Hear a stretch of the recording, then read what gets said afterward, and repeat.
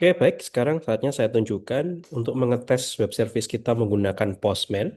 Teman-teman bisa membuka websitenya Postman, tapi sebelumnya harus menginstal dulu ya. Anda harus download Postman dan install, buat account. Nah, baru kita bisa pakai Postman-nya. Anda bisa pakai yang versi desktop ataupun versi web. Nah, di dalam versi web ini saya sudah buat sebuah em, apa namanya, apa istilahnya nih ya, sebuah service untuk HTTP POST. Dan di sini saya pilih POST, lalu saya ketik URL yang saya mau buka, localhost, FlutterDB checkout PHP, saya send, dan akan muncul JSON berikutnya seperti ini ya. Result error, message-nya adalah missing parameter. Kenapa? Karena kalau kalian lihat sekali lagi di eh, apa namanya di sini si web service kita butuh user ID dan items ya teman-teman ya.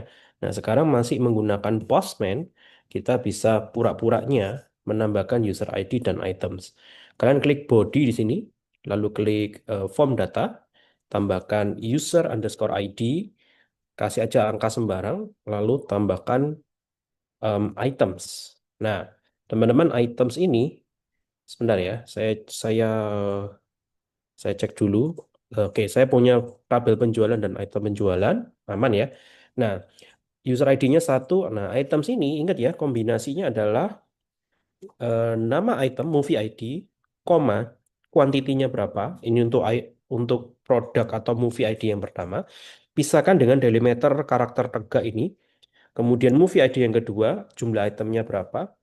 Pisahkan dengan karakter tegak ini, movie ID yang berikutnya, jumlah itemnya berapa, begitu ya. Nah, ini contohnya seperti ini, teman-teman ya. Jadi ada delimiter tegaknya. Saya coba tes send. Nah, akan muncul sukses penjualan berhasil ditambahkan. Saatnya kalian checking di database.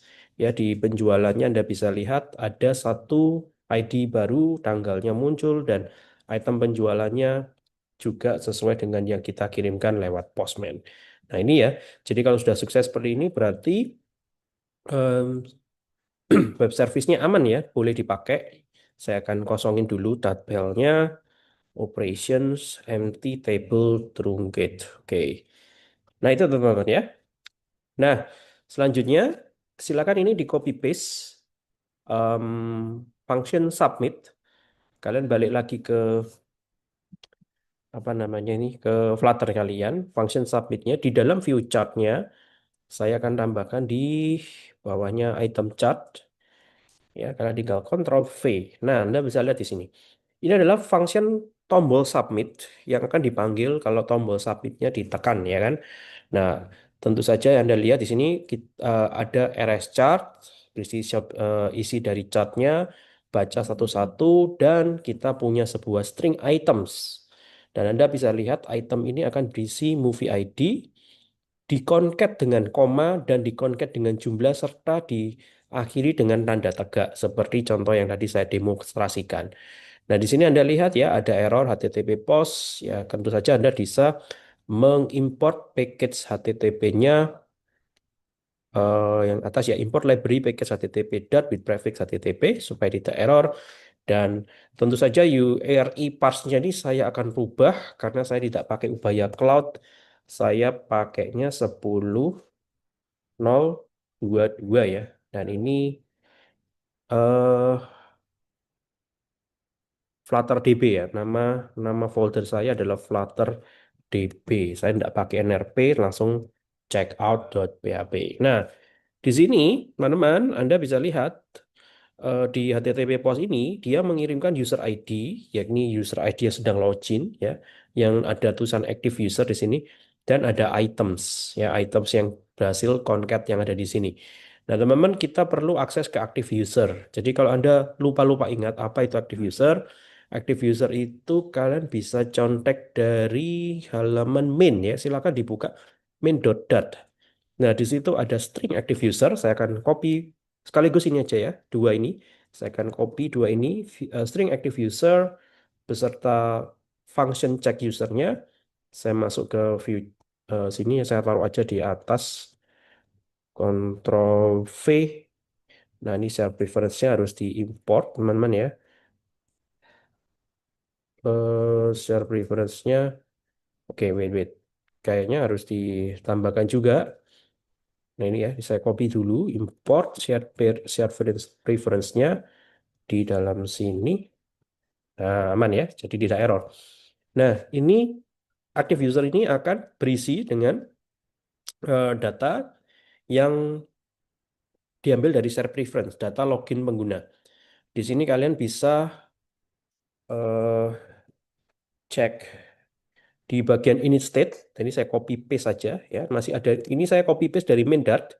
Di bagian init state-nya ada pemanggilan cek usernya, lalu mengupdate active usernya. Jadi kalian balik lagi ke view chart di dalam init state kalian. Ini ya, silakan tambahkan ini. Cek user, active user sama dengan value. Dengan demikian, kalian sudah punya active user. Dan ini saya ganti aja active user. Ya, aman ya. Jadi itu cara membenerin untuk mendapatkan active user di halaman view chart kita. Setelah kita punya function untuk submit, saatnya kita tambahkan tombol untuk mensubmit isi shopping chart kita ya ke eh, server. Nah, kita bisa nambahkan tombol tersebut ya di di bawah shopping chart kita.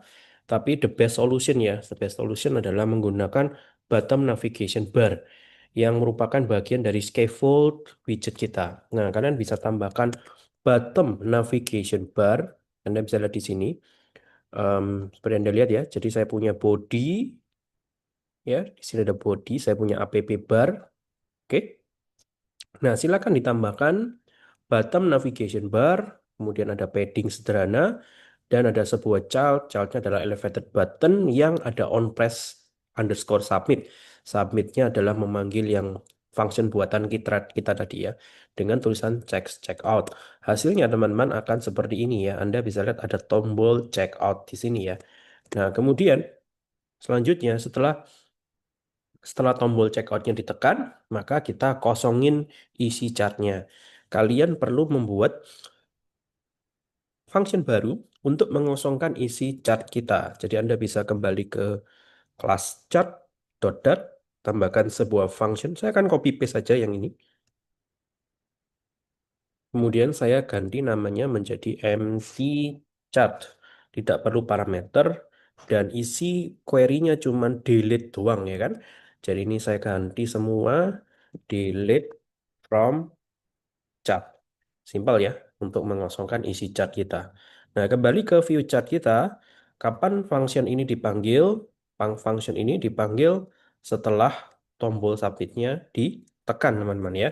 Dengan kata lain, kalian bisa tambahkan di eh ya di sukses ini ya. Mungkin di sukses if the checkout is successful, call the empty ya. Berarti di dalam sukses ini kita bisa memanggil db helper dot empty chart dan value kita akan reload baca datanya lagi. Nah, seperti ini, teman. Oke, oke, sudah saatnya kita hot reload ya. Jadi ini sudah ada isi chart saya. Saya akan check out, chartnya kosong ya kan, sukses check out. Nah, kemudian kita cek di PHP MyAdmin-nya apakah penjualannya sudah ada isinya. Yep, Superman ya user ID-nya. Lalu item penjualannya sudah ada isinya. Oke, dengan demikian ini mengakhiri materi kita tentang local database dan shopping chart. Jika ada pertanyaan silakan bertanya langsung ke kami. Terima kasih atas perhatiannya teman-teman.